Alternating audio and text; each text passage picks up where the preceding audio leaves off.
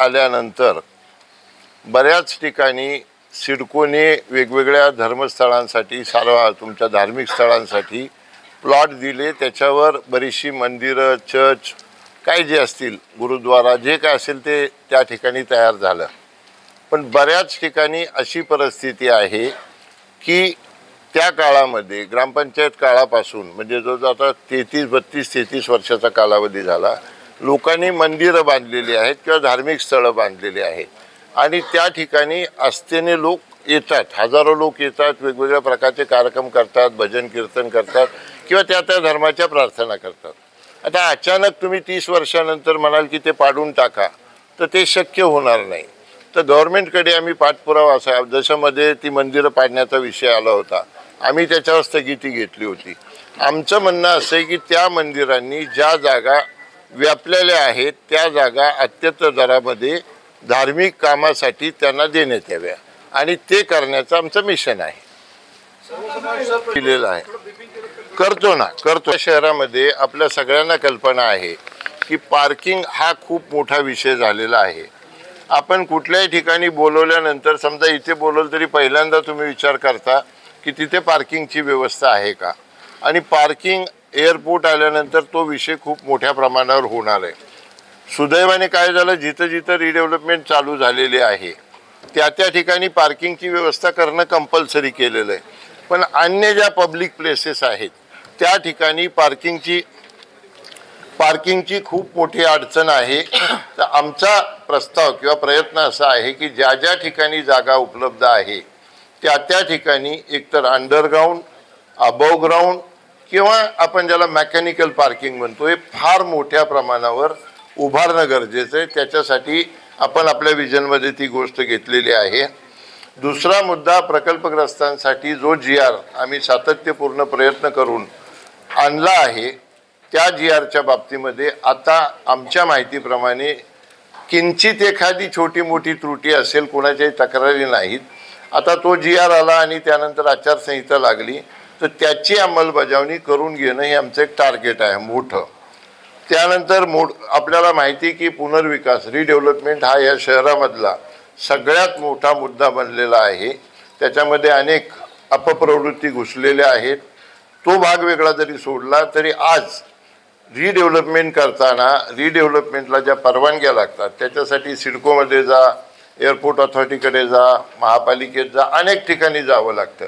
तर आमची विनंती अशी आहे की आमचा प्रयत्न असा आहे की एक खिडकी योजना जर चालू झाली तर जो आज टेनंटला प्रॉब्लेम होतो ते ठरवल्यानंतरही, डेव्हलपर ठरवल्यानंतरही बाहेर पडून काम सुरू व्हायला 2-3 वर्ष जातात, ती जाणार नाहीत. म्हणून वन विंडो सिस्टीम करून त्याच्यामध्ये सुटसुटीतपणा आणणं हा त्याच्यामधला एक भाग आहे.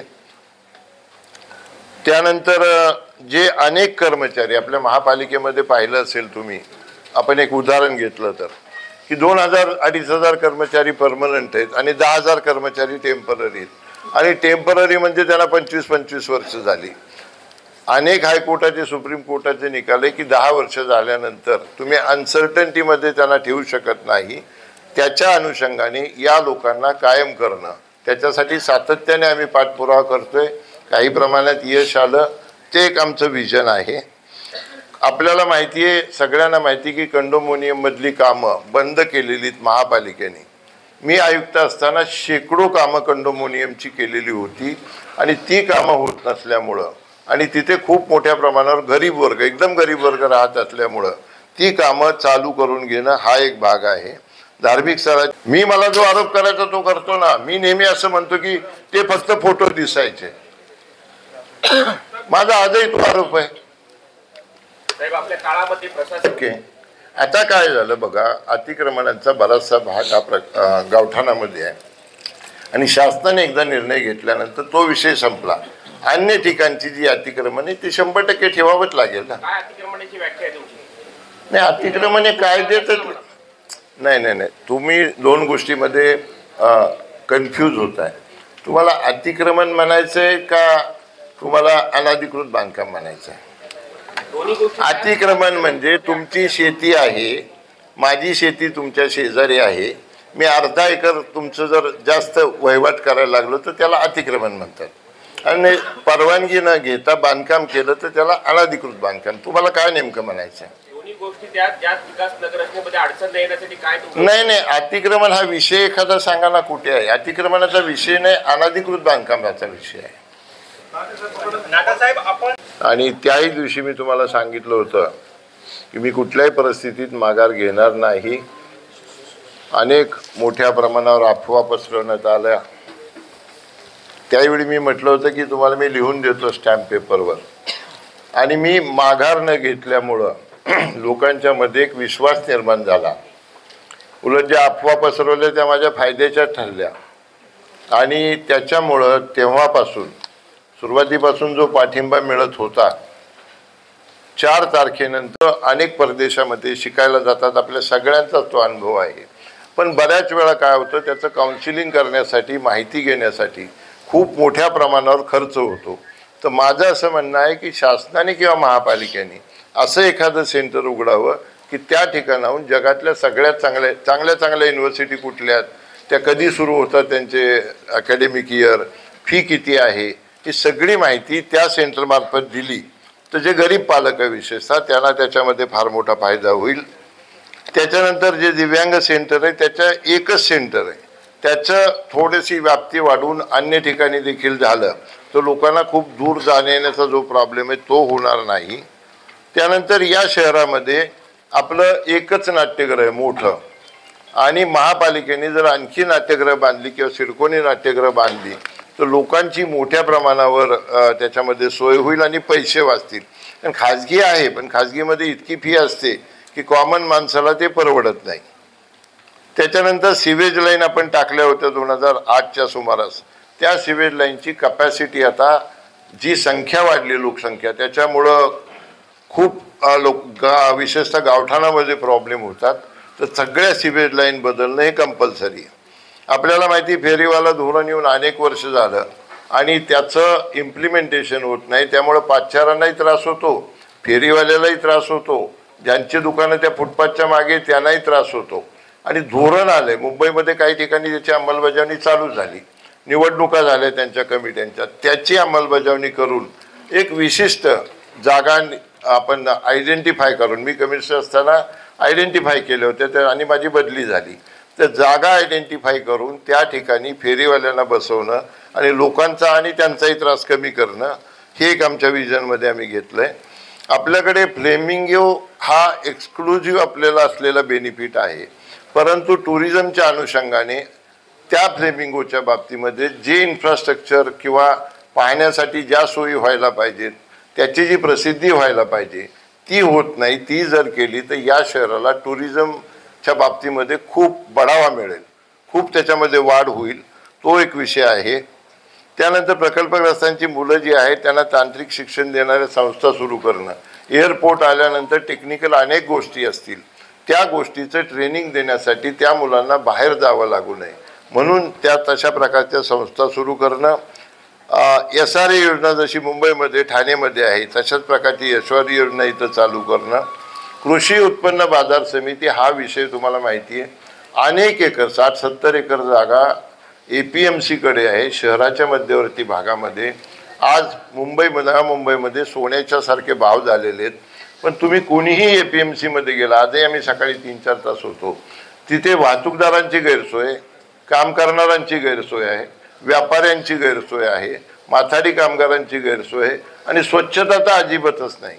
तर त्याचा मास्टर प्लॅन बनवून त्या सगळ्या अडचणी दूर करण्यासाठी मोठा प्लॅन असेल तो ते करणं हे फार गरजेचं आहे. कारण त्याच्यावर लाखो लोकांची कुटुंब सध्या जगतायत.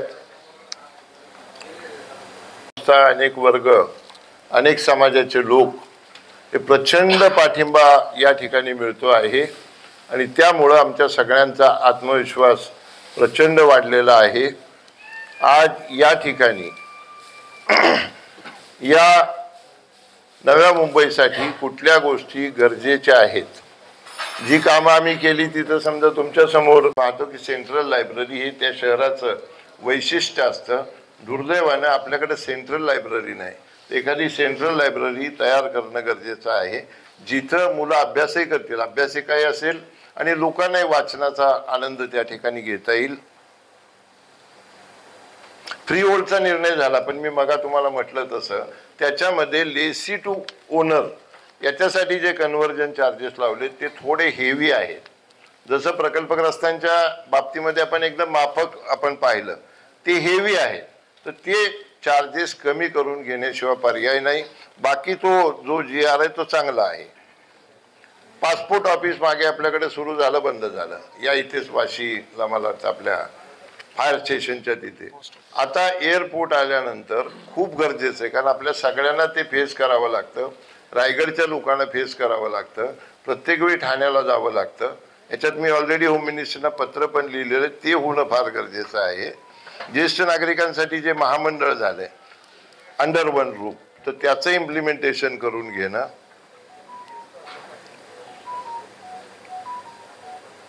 आपल्याकडे आता आपण कॉस्मोपॉलिटन शहर आहे, आपण मोठं शहर म्हणून आता डेव्हलप होतो आहे, झालो आहे. तर इथं त्या प्रकारचा जो वर्ग आहे त्याच्यासाठी स्विमिंग पूल, क्लब्स आपल्याकडे होणं गरजेचं. आपल्याकडे हार्डली 2-3 क्लब आहेत आणि तेही अजून त्या स्टँडर्डला पोहोचलेले नाहीत. जसं मुंबईमध्ये अनेक क्लब आहेत, तशा प्रकारच्या क्लबची या ठिकाणी फार गरज आहे. आणखीन एक गोष्ट मी जी नेहमी म्हणतो की जसं डोंबिवली आहे, अमरावती आहे, पुणे आहे, हे आपण सांस्कृतिक शहरं म्हणतो. आपल्याकडे या सगळ्या वेगवेगळ्या कलांना बढावा देण्यासाठी, एनकरेज करण्यासाठी सेंटर नाही आहे. मग ते म्युझिक असेल, सिंगिंग असेल, डान्सिंग असेल, पेंटिंग असेल, तर तसं सेंटर एखादं ताबडतोब चालू होणं हे लोकांच्या दृष्टीने गरजेचं आहे. कारण अनेक टॅलेंट असलेली मुलं आपल्या शहरामध्ये आहेत. CCTVचं जाळं देखील निर्माण करणं अतिशय गरजेचं. आपण पाहिलं असेल CCTVमुळे मोठे मोठे गुन्हे जे झाले त्याचा तपास करणं खूप सोपं झालं आणि खूप लवकर आरोपींना अटक झाली. ते आपल्याकडे होणं गरजेचं आहे. आणि विजेच्या तारा काही भागामध्ये अतिशय घराजवळून गेल्यात, गॅलरी जवळून गेल्यात आणि मधून अजून आपण 4-6 महिन्याने ऐकतो की मुलगा चिकटला आणि वारला किंवा मुलगी एखादी चिकटली आणि वारली, शॉक बसला. हे सगळं जे आहे तारा ज्या घराजवळून गेले किंवा डेंजरस आहे त्या जमिनी खालून घालणं हे माझ्या विजनमधला एक मुद्दा आहे. फाउंडेशन जे आम्ही 6 वर्षापासून 7 वर्षापासून काम करतो त्या माध्यमातून केलेली कामं आहेत किंवा राजकीय क्षेत्रामध्ये असताना प्रयत्नपूर्वक या शहरासाठी काय कामं केली किंवा प्रयत्न केला त्याचा उल्लेख आहे. मी आयुक्त असताना काय कामं केली त्याच्यापैकी काही गोष्टींचा उल्लेख केलेला आहे. आणि या शहरासाठी आता येणाऱ्या काळामध्ये जे एअरपोर्ट येणार आहे, विशेषतः एअरपोर्ट आल्यानंतर या शहरामध्ये आमूलाग्र बदल घडणार आहे आणि तो इतक्या वेगाने घडणार आहे की आपण त्याला काहीच कुणी थांबवू शकत नाही किंवा काही बदल करू शकत नाही. तर तो बदल जो घडणार आहे तो अँटिसिपेट करून या शहराला काय काय आपल्याला करावं लागेल याचा विचार करून मला जे वाटलं प्राथमिक त्या गोष्टी विजनमध्ये टाकलेल्या आहेत. किंबहुना काही गोष्टींचा ऑलरेडी आपल्याकडे त्रास सुरू झालेला, जसं पार्किंग आहे, त्या गोष्टीचा उल्लेख केलेला आहे. आणि ती जी पुस्तिका आहे, ती हा जो वचननामा आहे त्याचं विमोचन करण्याच्या दृष्टीनं आणि आपल्यासमोर ठेवण्याच्या दृष्टीनं आजची ही पत्रकार परिषद या ठिकाणी आयोजित केलेली आहे. आपण अतिशय शॉर्ट नोटीस असून देखील इतक्या मोठ्या प्रमाणावर या ठिकाणी असा होता, पाटकर साहेबांनी मांडला होता, किशोर पाटकर साहेबांनी. आणि त्याने असं म्हटलं होतं की एक्साईज मिनिस्टर XYZ असताना त्यांनी या बारला परवानगी दिली आणि त्यामुळं प्रकल्पग्रस्तांचं बऱ्याच मुलांचं जीवन उद्ध्वस्त झालं. माझा आणि त्या बारचा प्रत्यक्ष अप्रत्यक्ष देखील काही संबंध नाही. सांगितलं ना, फेरीवाला धोरण मंजूर होऊन खूप वर्ष झाली, ते ताबडतोब होणं गरजेचं आहे आणि होर्डिंगचं तर होणं आणखी गरजेचं आहे. ते महापालिकेचं काम आहे. मी तेच म्हटलं की त्या काळामध्ये जे शक्य ते आम्ही केलं, परंतु आमच्या हातामध्ये बदली झाल्यानंतर काहीच राहत नाही ना. नाही, आडकाठी कोणीच करत नाही. आडकाठी करायचा प्रश्नच येत नाही ना. आपल्याकडे कित्येक जागा अशा आहेत की ज्या ठिकाणी आपण फेरीवाल्यांना बसवू शकतो. म्हणजे मला आठवते, नेमकं जरी नाही सांगितलं आकडा, तर साधारण 6-7 हजार लोक अकोमोडेट होतील इतक्या जागा आम्ही त्या काळामध्ये आयडेंटिफाय केल्या होत्या. व्हिडिओ जर्नलिस्ट वसीम काजीसह पंकज बेनवंशी, आवाज टुडे, नवी मुंबई.